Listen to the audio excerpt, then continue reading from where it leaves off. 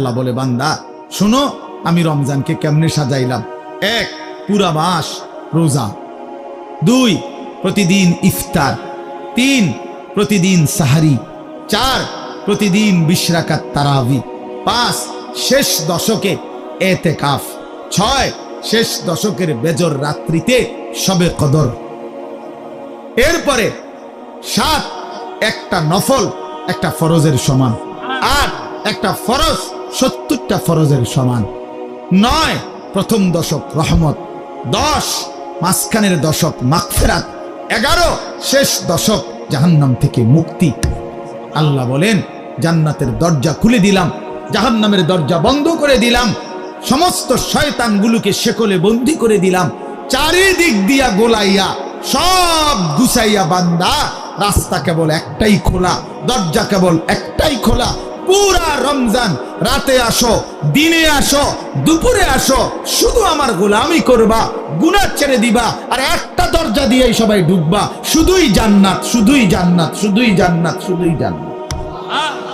কারণ দরজা তো খোলা একটাই, জান্নাতের দরজা, জাহান্নামের দরজা বন্ধ। এই মাসে আমি কোনো দিকে দেব না, শুধু জান্নাত দেব, শুধু জান্নাত, শুধু জান্নাত। এজন্য বাপ মহান আল্লাহ পাক রব্বুল আলামিন বলছেন, রমজান আমি কোরআন নাজিলের মাস। আমার শায়েখ বলে, আল্লামা মুফতি মুশতাকুন নবী সাহেব বড় সুন্দর বলছে হুজুরে, যে শুনেন আল্লাহ তাআলা রমজানকে বলছেন কোরআন নাজিলের মাস, এজন্য দামি বানাই দিছেন রমজান। একটাবার চিন্তা করে দেখেন, প্রত্যেক রমজানে কোরআন নাজিল হয় না, রমজান নির্দিষ্ট একটি রমজানে না কোরআন নাজিল হয়েছে, কথা বুঝছেন না? কিন্তু ওই এক মাসে কোরআন নাজিল হয়েছে দেখা আল্লাহর এই জমিনে যতবার এই মাস ঘুরে ঘুরে আসতেছে 1450 বছর ধরে, প্রত্যেকবারই এই মাস দামি হয়ে যাচ্ছে।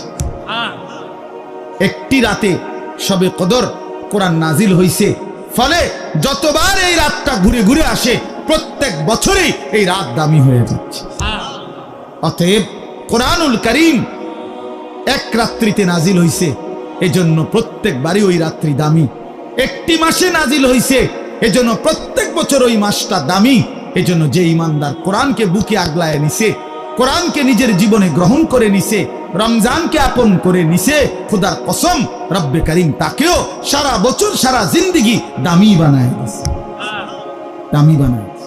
এজন্য রমজান মাসের নাম কি? রমজান। রমজান উচ্চারণ করেছেন যিনি এই মাসের নাম, তিনি রহমান, আর তিনি নাজিল করেছেন